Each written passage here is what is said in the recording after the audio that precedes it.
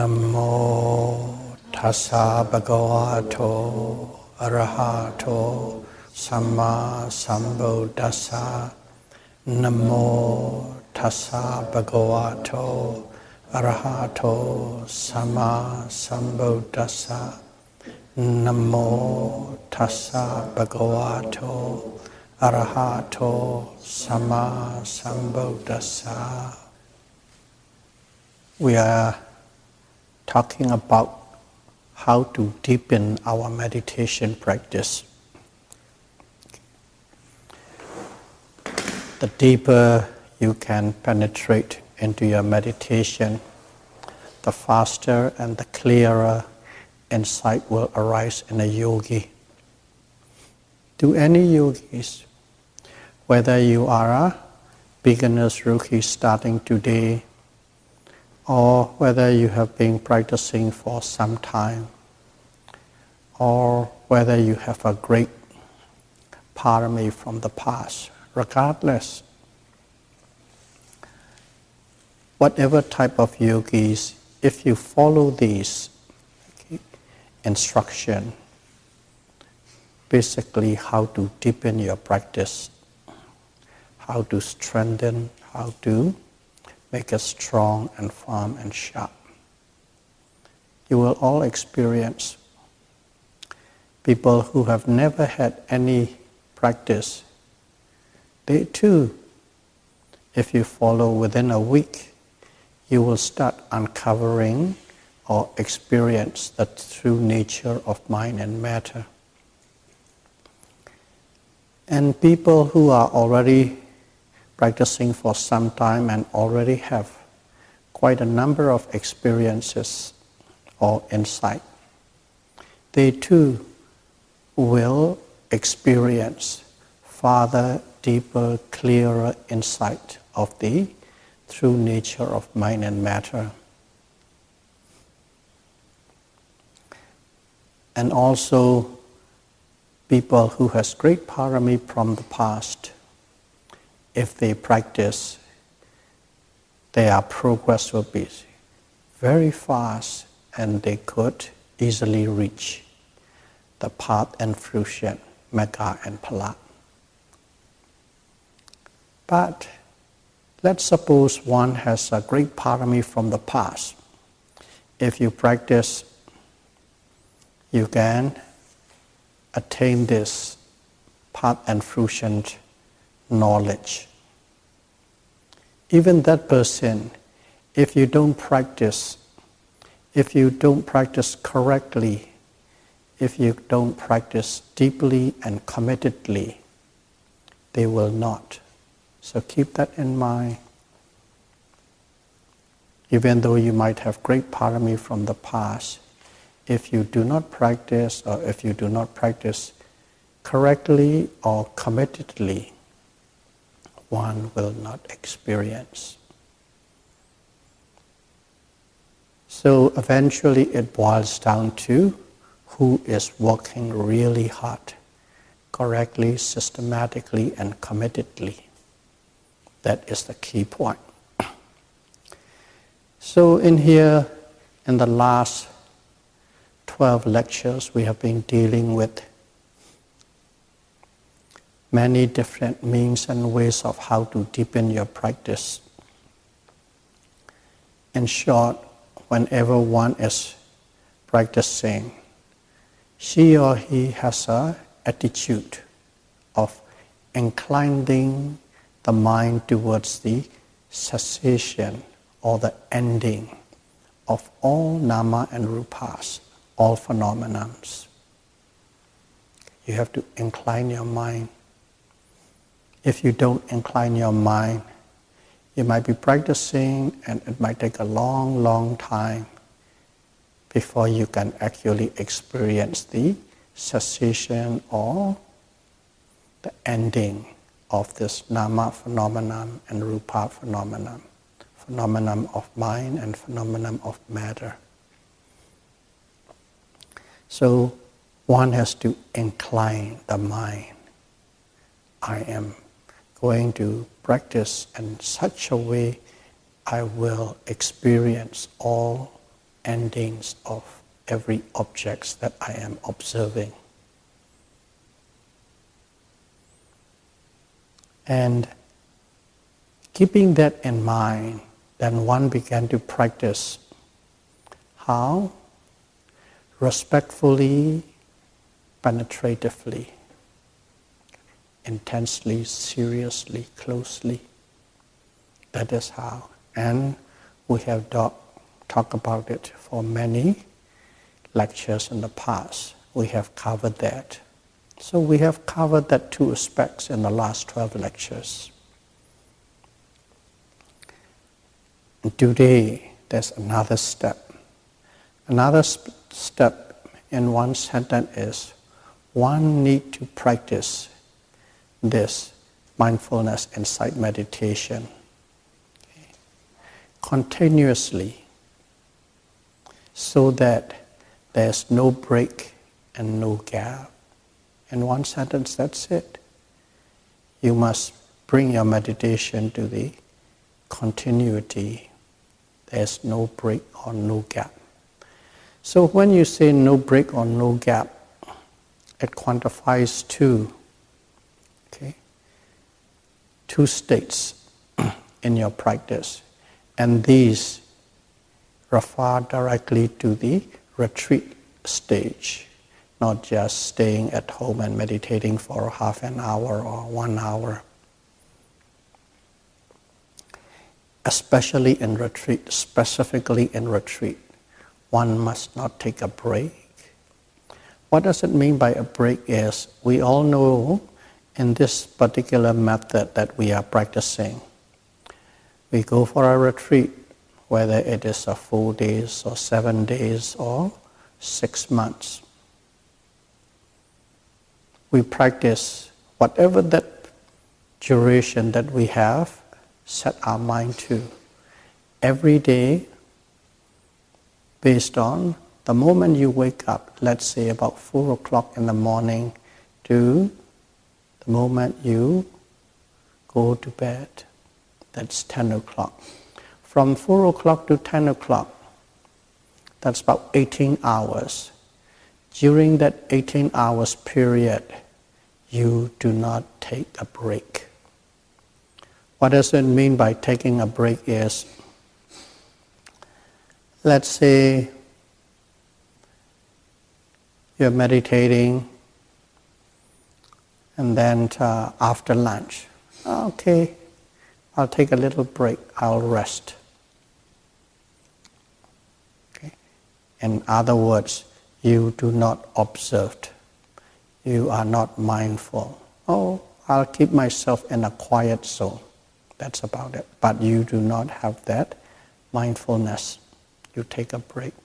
Or, oh, it's very tiring. I've been meditating for about 4 weeks. I'm exhausted. My physical energy is drained. I will take a little rest. Take a little rest means go to a quiet space or go to your room and then rest it a bit without continuous mindfulness. I'll take a break. If I take a break about half an hour, or if I take a little nap because I'm really exhausted and sleepy, I'll go take a nap for about 15 minutes during the day. After that, I'll be re-energized and I can even meditate more. Otherwise, if I keep on meditating, it is drowsy, no energy, cannot really concentrate. It is useless. That's how the rational mind is used. The rational mind set it in that way, and you take a little break for half an hour or 15 minutes or 10 minutes. That's what's meant by taking a break. And here, let's say you're meditating for 3 months. In 3 months, there may be days and periods you have full of energy and you're going very well. And there will be days you are very exhausted and very tiring. There will be days that you are fairly weak due to some illness. all sort of different conditions will arise during the 3 months, because we are simply a human being with nama and rupa, body and mind, and they have their own operational system. And whenever those happen, the minds rationalize to take a break. And in here is, don't take a break. You are tired, still meditate.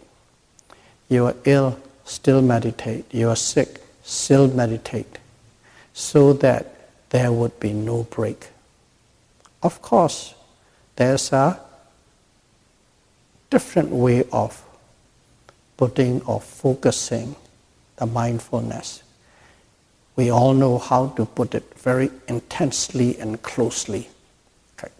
You have to double, triple your energy, and then you focus. Mini moment by mini moment by mini moment. Or you can still, at the same time, just general awareness. You don't have to exert that much energy, but still you're with the mindfulness. That kind of variation you can utilize based on your situation, but do not purposely take a break to recharge. That's what it means by breaks. And then another word, there's a gap. The gap. The gap is, again, we are talking about the break is purposely taking 10 minutes break, 15 minutes break, like a coffee break, taking it. Gap is no. Sometimes you try to slack off. Slack off is, let's say you're walking, doing a walking meditation. Walking meditations, or I'm very tired. And then suddenly from that normal speed that you are observing to a very slight lighter mode, a lot lighter mode. When you put into a lot lighter mode, or even going into the very slow mode to the fast mode, suddenly you will shift your mind a gear greatly. Whenever you shifted your mind greatly, there is some sort of a gap without observation occurs. Gap without observation occurs. Those kind of gaps could happen. So that's what its gap means. And these gaps are especially in our daily activities, because we have 3 different modes of meditation: sitting mode, walking meditation mode, daily activity modes. Sitting meditation is we are sitting still and observing and observing, observing. So the situation or the condition gives you very little opportunity to take a break or to have a gap, except that you go into the thinking mode for 2 minutes, 5 minutes, 15 minutes, 30 minutes. You just drifted away. Sometimes it happens when you are tired, the body and the mind cannot really contain, and then whenever it goes into the thought mode, you let it go into the thought mode because you want to escape from that tiredness. As you want to escape from the tiredness, you, of course, don't purposely think it into a thought, but you let it drift into it, and you can drift for 5 minutes, 10 minutes. That is a gap. And even thinking for about 30 seconds or 1 minute is a gap. But you are meditating, the thoughts come in. 1 sentence, half a sentence, a few words, or maybe about 2 sentences. More like thoughts are like a flight, in a mode of flight. You're meditating, the thoughts come in, it's just like a shadow. You are aware that's a thought, but there's no distinction But at the same time, you sense the thought like a shadow. Just flip over it, and then you're aware that's a thought, thinking, and then go back to whatever the object is, rising or falling or lifting or pushing. That's not a gap. The thoughts come in, those little flighty thoughts, shadowy thoughts will be coming in. The deeper and deeper you get, you will see this actually like shadows going. There's a sunny, and then there's a cloud just come in and darken it and gone and light again. Just like that, these kind of little thoughts, very, very swift thoughts. You know it's a thought, but there is no identification anymore. But regardless, it's still a thought, and you know that is the thought, and that is not called gap. You are fully cognitive of all things, both physical and mental phenomena. So don't think there will be no thought arising. There's a thought, you cognize it right away. It's just like a little shadow pass over you, and then you will go right back to the primary object. That's not a gap. But if you sit and think for about 1 minute or 2 minutes or 10 minutes, that's a gap. But regardless, sitting meditation has the least chance of having a gap if you exert your energy. And walking meditation, when you do walking meditation, that's different. Walking meditation is you are not sitting still. Okay? You are not sitting still. Your eyes are not closed. You are in motion. Some people like to go and take a walking meditation outside for fresh air, for this reason or that reason. But regardless, that's your choice. Whether you stay in the meditation hall and walk the same park for 3 months, or whether you go and outside under a shade of trees or a little park, that's your choice. But regardless, as soon as you go outside, there's a change of scenery, there's a change of environment, there's a change of condition. Every condition, your environment has changed. There could be people walking by. There could be birds flying around. If you are in a forest situation, there might still be some little animals, squirrels, deers, and so on and so forth. These things come in. When these can come in, what it means is there are many, many, many objects came. The birds chirping.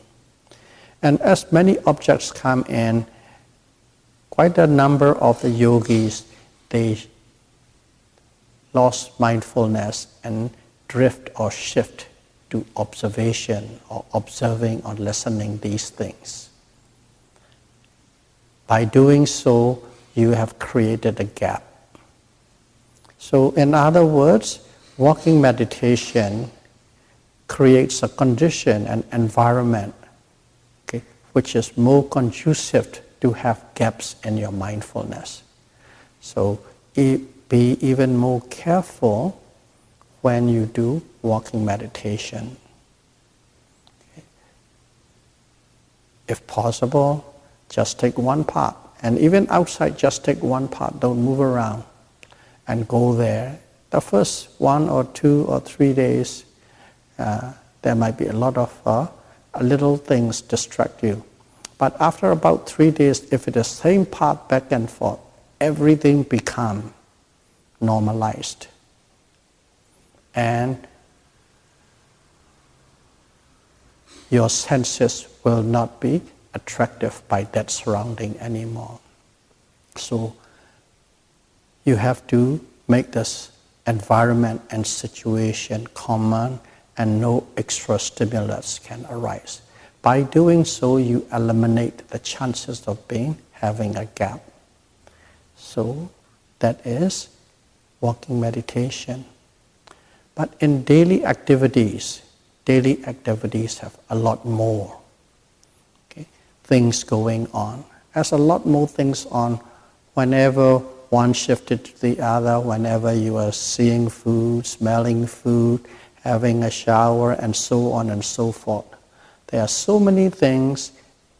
Because of that, you must be even more mindful, even more mindful.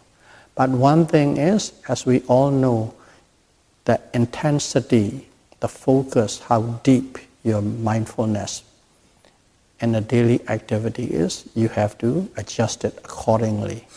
You can keep the general awareness, but that general awareness should be continuous in that mode.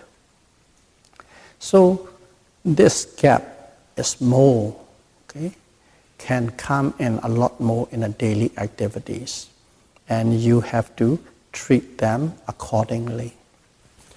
This continuous mindfulness without having any break and any gap is very important for your progress in insight.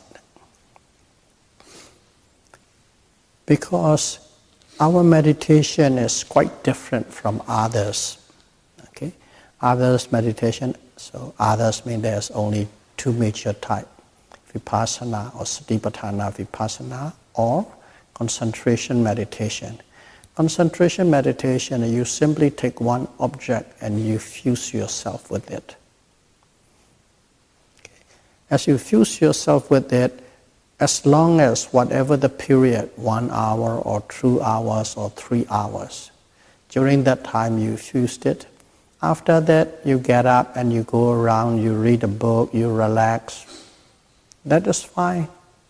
But you go back again and you said, I'm going to sit for 4 hours. You sit for 4 hours. And around that time, you just intensely do it. And after that, you take a break. That's fine. But this meditation is mindfulness is not like that. You cannot create it and stop and create it and stop. And here, it needs a momentum. Because in this meditation, you are not producing the highly concentrated mind. Concentration is not being produced continuously as such. Because the way we develop concentration is moment to moment to moment. Each moment, each observation, depending on how deep you go in or how general you look at it, that is created the intensity of concentration. Just one burst. The moment you see the object until disappear, and how deeply you engage with that object created the amount of concentration. And it comes and it is gone. But at the same time, we need a certain degree of concentration, a certain level of concentration, which is not absorption. Absorption is jhana. Before absorption, they call it upachara, neighborhood to the absorption. To that level, to that intensity, equivalent intensity of concentration is absolutely required to experience insight of mind and matter. Without that concentration, you will not experience insight. So, how can we develop that kind of level or power of concentration? Because we only have one moment at a time of concentration. One moment at a time and gone, one moment at a time gone, we won't be able to bring up to that level. So to be able to bring up to that level, that short and strong and powerful burst of concentration, whenever one arises and disappears, whenever one disappears, you build another one. You engage another one, you engage another one, you engage another one. By continuously engaging this concentration, short, strong, powerful moment concentration, but right one after the other. If you have that momentum, okay, there's no gap from the previous concentration to this concentration, and there will be no gap to this concentration and the next concentration that is going to come. There's no gap, no gap, no gap, no gap. If you can bring these short and powerful momentary concentration without gap between one to the other, they build up a momentum. When they build up a momentum, they build up the concentration power equivalent to Upachara Samadhi. Upachara Samadhi means neighborhood concentration and samatha meditation. That much. And Upachara Samadhi, what it means is, at that moment, the mind is totally pure and clear. Number one, it's totally away from lobha and dosa. And also, the mind is not absorbed yet into the object. As it's not absorbed yet, the mind can investigate the environment, the surrounding, the condition. There's two qualities in that mode. That's why we need that kind of level of power. When you have that kind of power without lobha and dosa, greed and anger, and when you are practicing Vipassana, what you are doing was every moment is you are observing the matter of the mind. So you are seeing, you are feeling, you are sensing the matter of mind as it is at that moment. So you have no delusion about it. You see the mind as it is. You see the matter as it is. You see the body as it is. You see the thought as it is. Without delusion, without being mixed up. So there's no lobha, no dosa, no moha. At that moment, okay, that's a total clarity of mind. Clarity of mind is a mind without lobha, dosa, and moha. That mind is powerful to penetrate into the nature of mind and matter. That's what is needed. So you need a continuous, without having any gap of this short, powerful, momentary concentration, one after the other, one after the other, one after the other. But to be able to have that, okay, how do we create these short and powerful concentration? We created these short and powerful concentration through mindfulness, deep, penetrative mindfulness. Mindfulness is the one. So in other words, you have to have a very strong and powerful mindfulness, continuity of mindfulness. In other words, full momentum of mindfulness. There's no gap between from one mindfulness to the other, one mindfulness to the other. That's why we need it. And that's why I started with, what does it mean by mindfulness? Does the thought has to be totally gone, no more thoughts, only then there's mindfulness? No. There could be a shadowy nature of thought still there. It becomes shadowy because you catch the thought so fast. As soon as they arise, you catch it, and they simply disappear. Shadowy means you see the cessation of the thought instantly as it arises.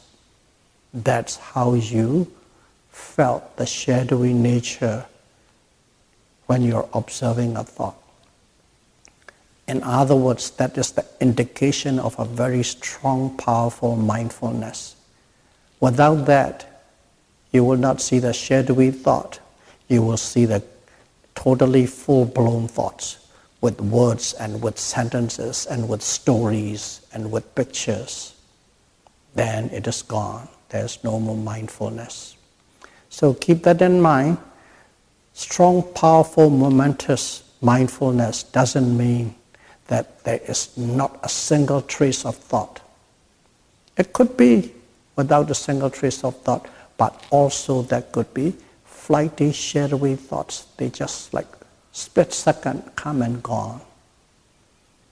So all that I'm trying to say is I want you to have a very clear understanding of what you are doing and what is happening and what it means of that what is happening. So when you have this strong and powerful continuous mindfulness with full momentum, you will have a very strong and powerful concentration, samadhi. When you have the strong and powerful concentration, samadhi, every object that you are observing, you see their own nature. You see their true nature, you see their true nature, you experience the true nature, depending on what level, of course. If you are the beginning stage, you will see the true natures that belongs to the beginning stage, and the middle stage, or higher stage, or right at the top stage. How and what you will see depends on which level you are at. So in other words, there will be also the continuous insight or knowing the true nature of mind and matter, which is called jnana, insight or wisdom. That's how it goes. So here, it is absolutely necessary for a yogi to practice and become very skillful so that one can observe continuous mindfulness without a break or a gap. A break is purposely taking larger one. A gap is that moment between one observation to the other, one observation to the other. It can be established. Many people have already established it. But don't think, of course, you're meditating for 18 hours today, or 18 hours, no gap. Still there's a gap, but the gap will be minimized by the duration that is well. Sometimes if you can go for about 2-3 hours without a gap, it's very good. You will be experiencing it. And as soon as you have gap, the way you progress change. You have to build up again, build up again, build up again. Because of that, it said no break and no gap. As soon as you take a break and a gap, you are starting from square one. And in the scripture, it is given this very good analogy, In the olden days, they don't have lighters and matches and stuff like that. You don't carry with lighter. People travel, and if they want to make fire, many thousands years ago, what they do was, you take 2 dry sticks, one put it on the ground solid, a little flatter, a little bit more like a hole, and another stick, and you stick in there, and you use your 2 palms, and you just roll and roll and roll and roll. You rub your hands back and forth, back and forth, back and forth, so that the point of the stick is really digging, creating a friction with another sticks. And if you keep on doing it, and then suddenly what happened after about a minute, oh, it is really tiring, it hurts my hand. You take a break. You stop it. Stretch your hand, crack your fingers, crack your knuckles, and then go back again. You rest, go back again. You might be doing the whole hour. There will be no fire. And now you are rubbing it, rubbing it, rubbing it. Your hands become tired. No, you keep rubbing it. Your hands even hurt, but you're still rubbing it. You don't stop, and you don't stop. It's tiring, it is hurting, it's aching, your shoulders ache. Eventually you start seeing the smoke. Once you start seeing the smoke, in other words, when there is a smoke, already there's a fire. You may not see the flame, but the fire is already started. And suddenly you put the dry leaves over and you blow. So what it here is, you can only make the fire if you don't stop rubbing it till you see the smoke. So that is the example in the scripture is given. And the same thing in here too, in this mindfulness insight meditation. Just like rubbing the two hands, you have to observe and observe and observe and observe till you see the continuous momentum of mindfulness, concentration, and the nature of mind and matter. If you take a break, it is just like lighting the fire. You start rubbing again. You build up, you build up, build up. Because in here we need a momentum. That momentum of continuous observation without a break and without a gap. So that is the reason we've been instructed, we have been encouraged to observe. Okay. First of all, you have to incline your mind towards a cessation of all phenomena, or let's say all of your observation. You must see the ending. Incline your mind. You may see it, you may not see it, but you have to incline your mind. Especially at the beginning, you won't see it, but regardless, I am going to. And then you practice this very respectfully, as if it is a precious jewel. And then you practice it seriously and penetratively. Penetratively means deep. You engage with that object at that moment. Nothing else there except that object and you. That is the universe. That's penetrative.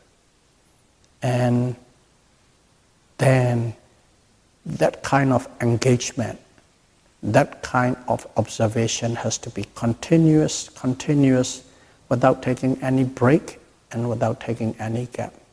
No talking in between, no sleeping between, no discussion between. Simply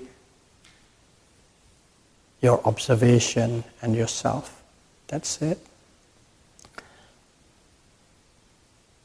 If you do that, you see, even the rookie, the beginners, will experience the insight within 3 to 7 days at a lower level.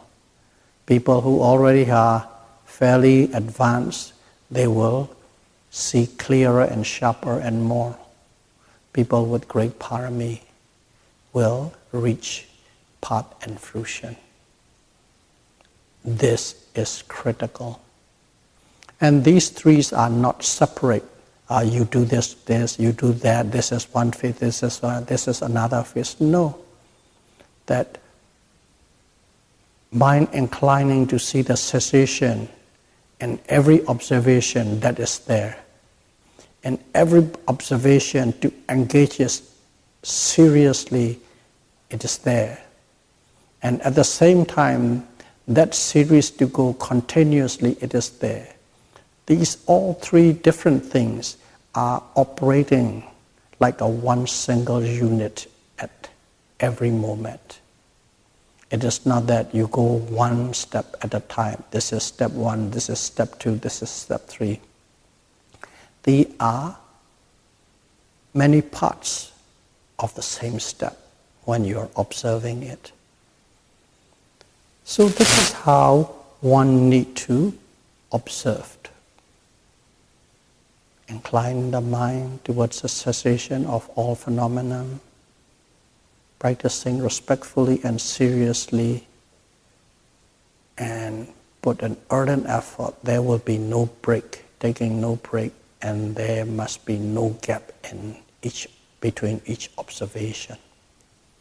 That's how one must practice. If you do that, you surely will reach your goal. So in here, one thing is we talk about observing in here. One is continuously, no break and no gap. There are 3 modes. One is a sitting meditation mode, easy enough. Secondly is walking meditation mode.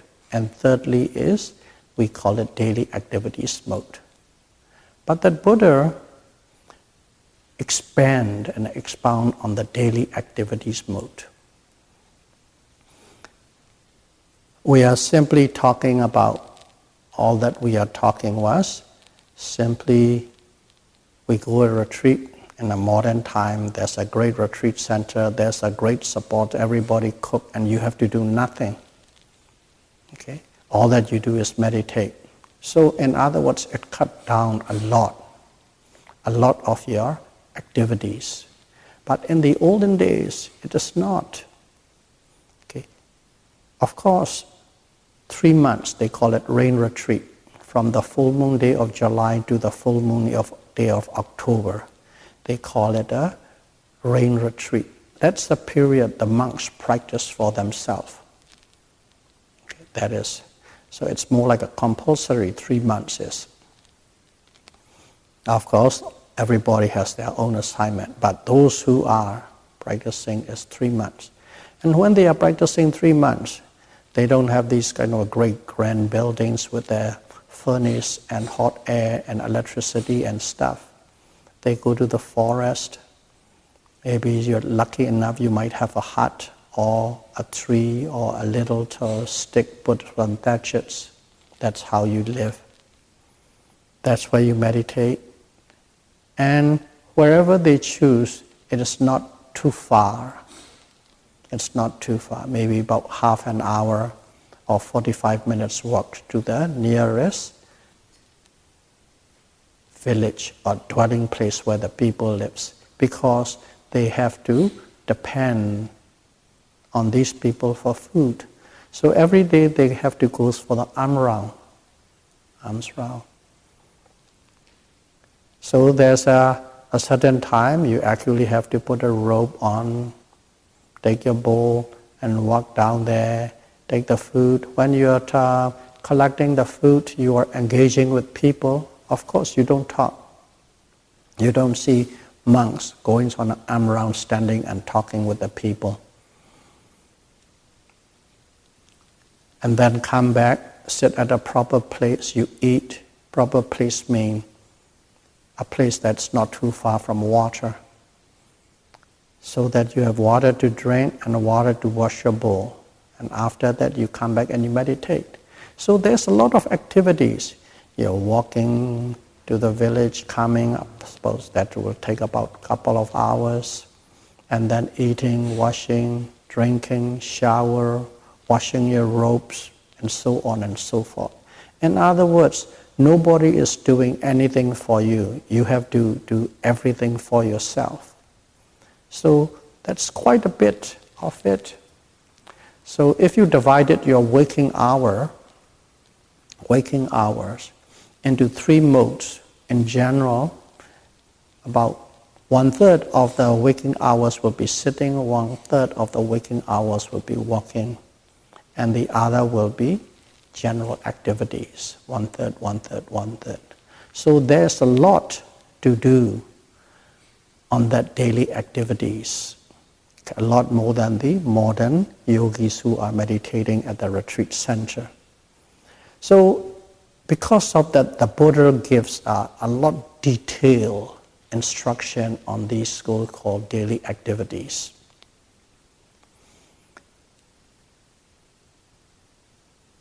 It become a chapter by itself or a sutra by itself. And in there, the Buddha said, use the word sampajanya. Sampajanya. People who goes to Goenka retreat are quite familiar with that word sampajanya. But I do not know exactly how one understood that word, sampajanya. And on the sampajanya, Buddha explained quite in detail.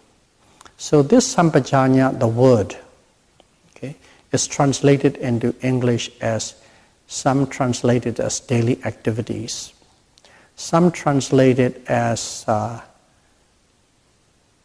details on generality,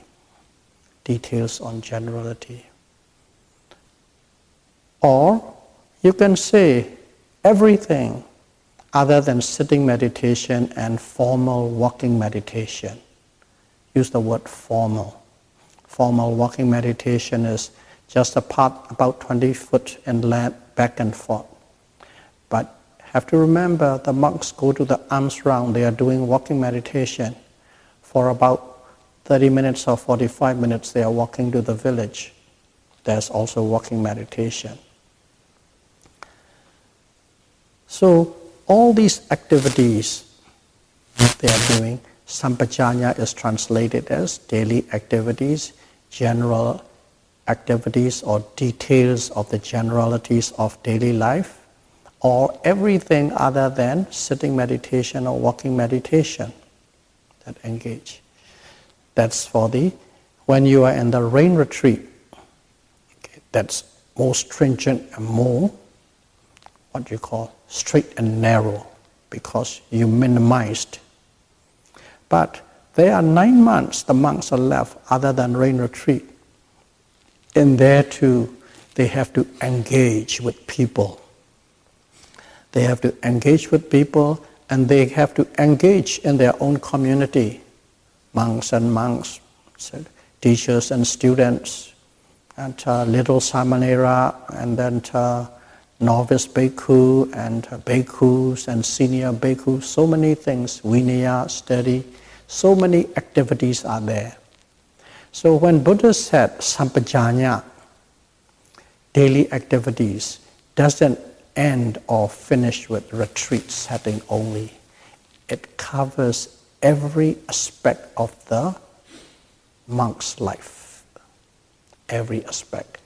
In other words, all 365 days of the years, you are and you must or you should be in this mode of sampajanya, or you should be in the meditation mode of daily activities. All activities must be in the meditation mode or mindful mode.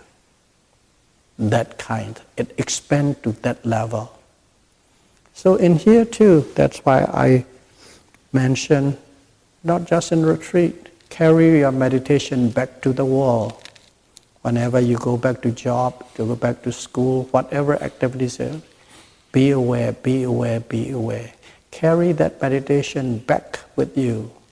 Or in other words, we said, this is simply a lifestyle.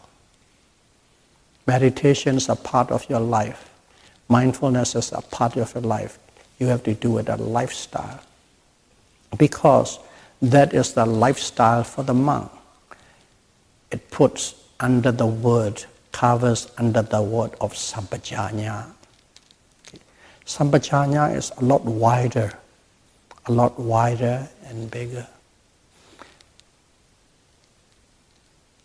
Sampajanya goes beyond retreat setting.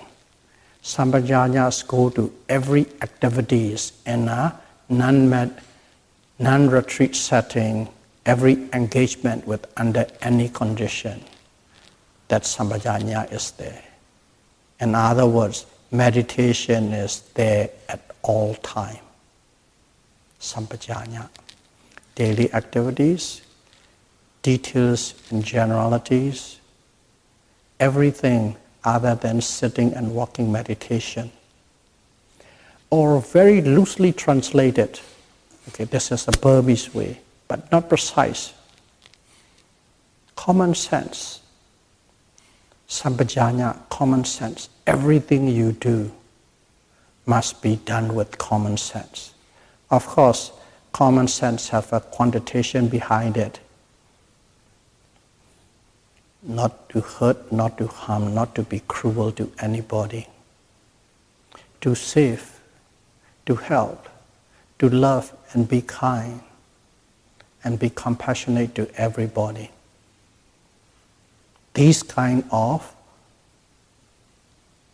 ideas totally develop or envelop that word common sense.